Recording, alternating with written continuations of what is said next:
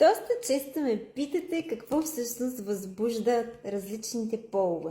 Тук сега ще ви бъда, мисля, че полезна с тази информация за мъже и за жени.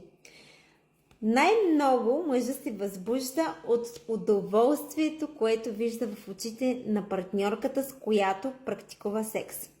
Какво ще искам да се кажа тук? Искам да кажа, че мъжът е най-възбуден, когато вижда силното желание на жената, с която е, когато вижда нейното удоволствие, нейната усмивка, погледът, който има обратна връзка на неговия и всъщност тя е отдадена на това, което те правят.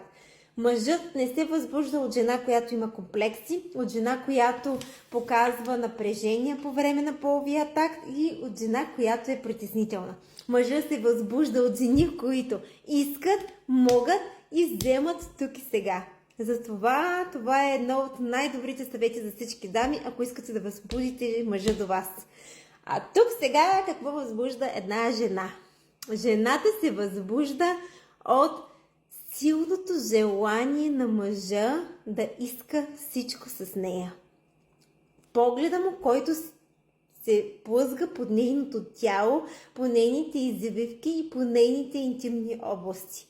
Жената се възбужда от надървеният му пенис, от всяка извивка на главичката, на цялата структура на пениса, на топчиците, на цялата твърдота, която той показва.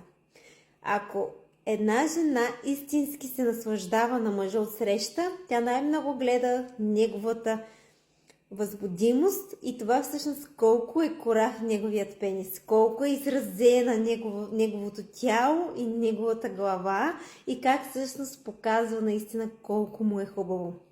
Също така жената се възбужда адски много от това навлажненото около върха на главичката, тази течност и най-вече когато там започне да пръска с обилна сперма. Това възбужда и побърква всяка една жена без комплекси и без никакви притеснения. Затова прекрасни мъже, надървайте своите пениси на макс, желайте своите партньорки, те ще имат много силно желание към вас и секса ви ще бъде побъркващ.